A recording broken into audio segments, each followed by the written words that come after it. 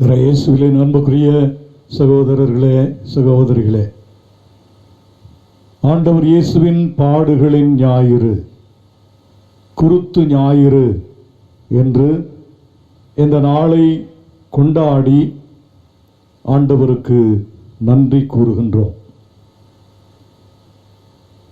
இன்று முதல் நாம் புனித வாரத்தை தொடங்குகின்றோம். அன்புக்குரியவர்களே, கொண்டாட்டம், நன்றி என்ற வார்த்தைகள் இன்றைய நாளுக்கு ஏற்புடையவையா என்று நீங்கள் சிந்திக்கலாம். நிச்சயமாக நன்றி, கொண்டாட்டம் என்ற வார்த்தைகள் இந்த நாளுக்கு பொருத்தமானவை. ஏனென்றால் அன்பார்ந்தவர்களே, ஆண்டவர் இயேசுவினுடைய பாடுகள், சிலுவை பயணம், அவருடைய சிலுவை மரணம்தான் இன்றைக்கு நமக்கு வாழ்வு கொடுத்திருக்கிறது, நமக்கு விடுதலை கொடுத்திருக்கிறது, நம் எல்லோருக்கும் மீட்பை பெற்றுக் கொடுத்திருக்கிறது என்பதை உணர்ந்தவர்களாக நாம் இந்த நாளை கொண்டாடுகின்றோம். இந்த நாளிலே இறைவனுக்கு நன்றி கூறுகின்றோம். அன்புக்குரியவர்களே, இந்த புனித வார திரு நிகழ்வுகள் இவைகளெல்லாம் நம்முடைய மீட்பு வரலாற்றின் மிக மிக முக்கியமான மறைபொருட்களை கொண்டாடுவதை நாம் இன்று நினைவு கூற வேண்டும். இன்று ஆண்டவர் இயேசு தன்னுடைய மீட்பு பணியை நிறைவு செய்வதற்காக கல்வாரி மலையிலே சிலுவை மரத்திலே தன்னையே அர்ப்பணம் செய்வதற்காக, உங்களுடைய வாழ்வுக்காகவும் மீட்பிற்காகவும் என்னுடைய மீட்பிற்காகவும் தன்னை கையளிப்பதற்காக எருசலேம் நகருக்குள்ளே ஒரு மக்கள் தலைவராக ஆண்டவர் இயேசு இன்றைக்கு நுழைவதை நாம் கொண்டாடுகிறோம். அன்புக்குரியவர்களே, எருசலேமிலே அவர் நுழைவது, எருசலேமுக்குள்ளே நுழைவது, அந்த எருசலேமில் ஆட்சியை கைப்பற்றுவதற்காக அல்ல, எருசலேம் வாழ் மக்களையும் இந்த உலகத்து மக்கள் அனைவரையும் வாழ வைக்க வேண்டும் என்கிற ஒரே நோக்கத்தோடு தான் அவர் எருசலேம் நகருக்குள் நுழைகின்றார். நம் அனைவருக்கும் தன்னையே முழுமையாக கொடுக்கும் விதமாக, இந்த உலகம் முடிய மட்டும் நான் உங்களோடு இருக்கின்றேன் என்கிற வார்த்தைகளை நிஜமாக்கும் வண்ணமாக அவர் நற்கருணையை உருவாக்குவதை இந்த புனித வாரத்தில் நாம் கொண்டாடுகிறோம். அவமானத்தின் சின்னமாகிய, தோல்வியின் சின்னமாகிய, தண்டனையின் சின்னமாகிய சிலுவையை ஏற்றுக்கொண்டு அந்த சிலுவையில் தன் இன்னுயிரை கையளித்த நிகழ்வை நாம் புனித வெள்ளி என்று கொண்டாடுகிறோம். அன்புக்குரியவர்களே, ஆண்டவர் இயேசுவினுடைய வரலாறு இதோடு முடிந்து போவதில்லை. அவருடைய வரலாறு, கல்லறையிலிருந்து அவர் வெற்றி வீரராக உயிர்த்தெழுந்து உங்களோடும் என்னோடும் இன்றைக்கும் வாழ்ந்து கொண்டிருக்கிறார் என்பதை நாம் புனித வாரத்தின் கடைசி நாளிலே, ஞாயிற்றுக்கிழமை என்று, சொல்லப்போனால் சனிக்கிழமை நள்ளிரவு நாம் கொண்டாடுகிறோம். ஆகவே ஆண்டவர் இயேசுவினுடைய பாடுகள், சிலுவை பயணம், மரணம், உயிர்ப்பு, இவைகள் எல்லாவற்றையும் இந்த புனித வாரத்தில் நாம் கொண்டாடுகிறோம் என்றால் இவைகளெல்லாம் அருள் நிகழ்வுகள். இந்த அருள் நிகழ்வுகளை நாம் பொருளுள்ள விதத்தில் கொண்டாடி நமக்கும் மற்றவர்களுக்கும் இது வாழ்வையும் மீட்பையும் தர வேண்டும் என்று எல்லா முயற்சிகளையும் நாம் எடுத்தாக வேண்டும். அன்பர்களே,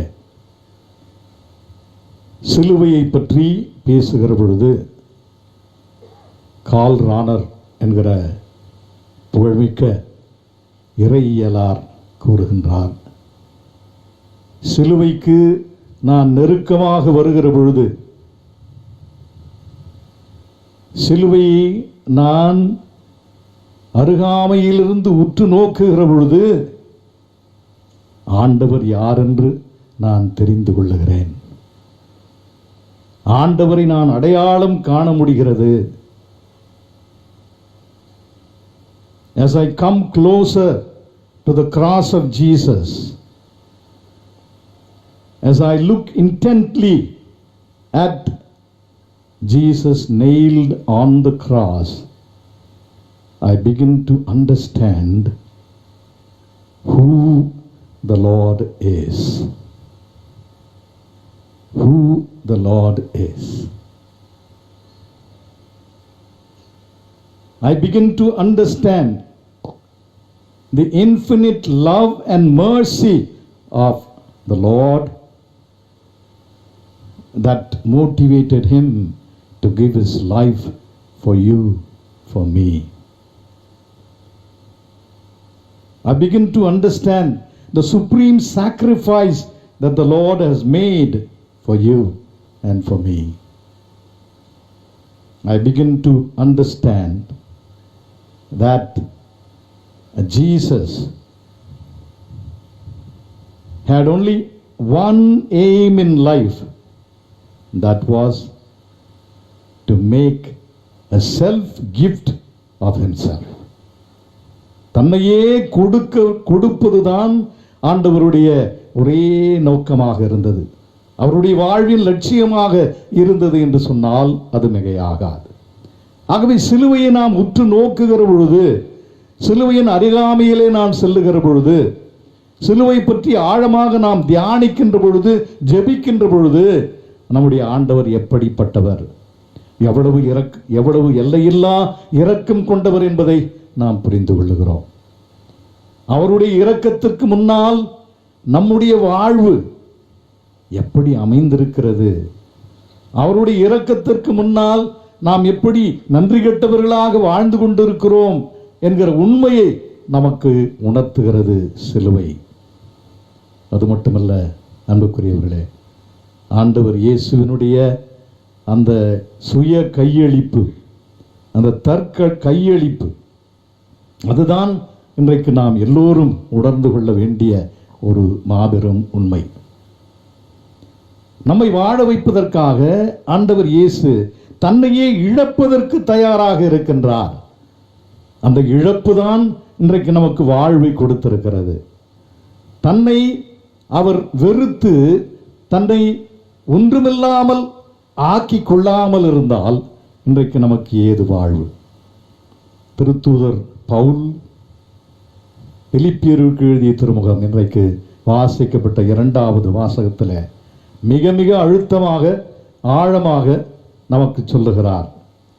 கடவுள் வடிவில் விளங்கிய அவர் கடவுளுக்கு இணையாயிருக்கும் நிலையை வலிந்து பற்றி கொண்டிருக்க வேண்டியதாக கருதவில்லை. Jesus did not deem equality with God a thing to be grasped. இவ்வளவு அழகாக சொல்லுகிறார். ஆனால் தம்மையே வெறுமையாக்கி அடிமையின் வடிவை ஏற்று மனிதருக்கு ஒப்பானார். மனித உருவில் தோன்றி சாவை ஏற்கும் அளவுக்கு, அதுவும் சிலுவை சாவையே ஏற்கும் அளவுக்கு கீழ்ப்படிந்து தம்மையே தாழ்த்தி கொண்டார்.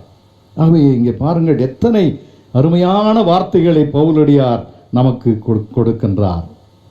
வெறுமையாக்கி அடிமையின் வடிவை ஏற்று கீழ்ப்படிந்து சிலுவை சாவையே ஏற்கும் அளவுக்கு கீழ்ப்படிந்து தம்மையே தாழ்த்தி கொண்டு, இவ்வளவும் ஆண்டவர் எதற்காக செய்தார்? நீங்கள் வாழ வேண்டும் என்று, நான் வாழ வேண்டும் என்று, நாம் மனித மாண்போடு வாழ வேண்டும் என்பதற்காகத்தான் இன்றைக்கு ஆண்டவர் தன்னையே நமக்கு கொடுத்திருக்கிறார். ஆனால் அன்புக்குரியவர்களே, மனித மாண்போடு நாம் வாழ்ந்து கொண்டிருக்கிறோமா? நம்முடைய வாழ்வு நிஜமாகவே ஒரு மனித வாழ்வாக, மனித பண்புகளோடு நாம் வாழ்ந்து கொண்டிருக்கிறோமா? மனித நேயம் நம்மிடத்தில் இருக்கின்றதா? இவைகளெல்லாம் இன்றைக்கு நாம் கேட்க வேண்டிய கேள்விகள். நாம் மாண்போடு வாழ்வது மட்டுமல்ல, என்னுடைய சகோதர சகோதரிகளையும் நான் மாண்போடு வாழ வைக்க கடமைப்பட்டிருக்கிறேன். அவர்களை எக்காரணத்தை கொண்டும் நான் இகழ்ச்சிக்குள்ளாக்க கூடாது. இதை இன்றைக்கு நாம் உணர வேண்டும் அன்புக்குரியவர்களே. ஆகவே இது இன்றைக்கு நான் உங்களோடு பகிர்ந்து கொள்ள விரும்பிய முதல் கருத்து. இன்னொரு இறையியலார், மோல்ட்மன் என்று சொல்லுகிற ஒரு இறையியலார் சொல்லுகிறார், சிலுவையை உற்று பாருங்கள், நன்றாக உற்று பாருங்கள்.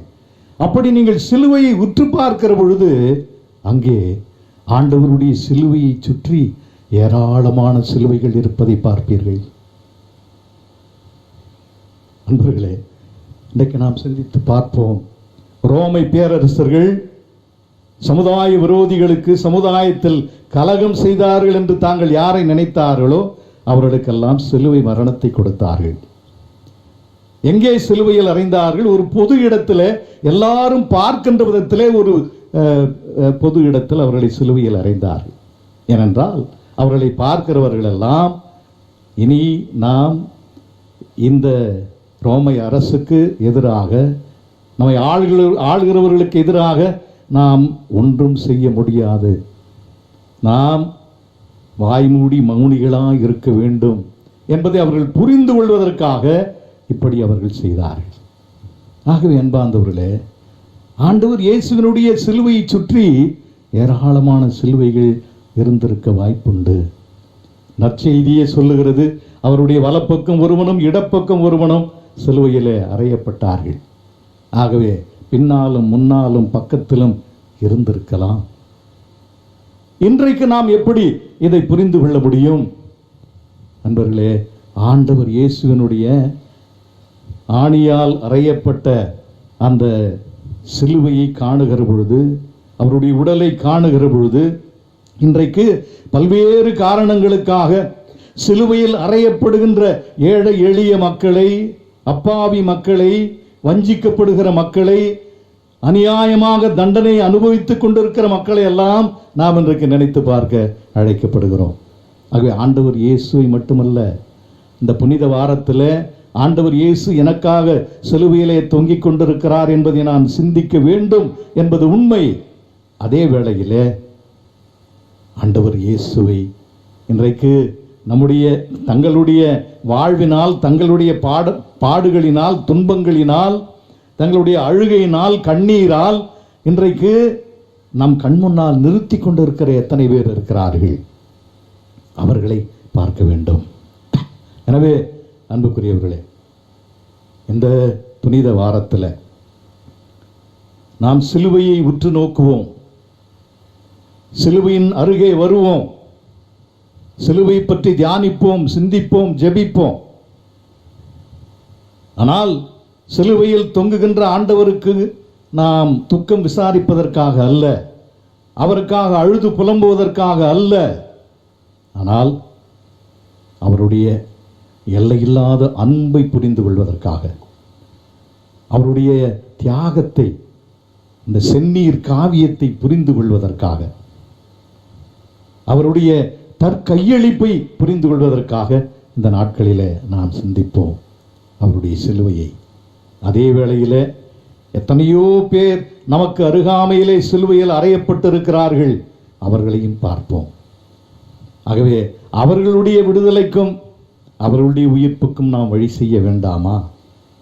எனவே அன்புக்குரியவர்களே, இப்படி ஏழை எளிய மக்கள், சமுதாயத்தில் பல்வேறு காரணங்களுக்காக இன்றைக்கு அறையப்படுகிற மக்கள், அவர்கள் அனைவருக்காகவும் இன்றைக்கு நாம் நம்மை அர்ப்பணிப்போம்.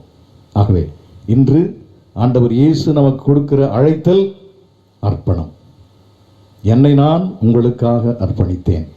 நீங்கள் உங்கள் சமுதாயத்தில் வாழ்கின்ற மக்களுக்காக, ஏழை எளிய மக்களுக்காக, சமுதாயத்திலே புறக்கணிக்கப்பட்டு வஞ்சிக்கப்பட்டிருக்கிற மக்களுக்காக உங்களை அர்ப்பணியுங்கள் என்று நம்மை அழைக்கின்றார். ஆண்டவருடைய அழைத்தலை கேட்போம், வாழ்வாக்குவோம். அனைவரும் எழுந்து நின்று நம்முடைய நம்பிக்கையை அறிக்கையிடுவோம்.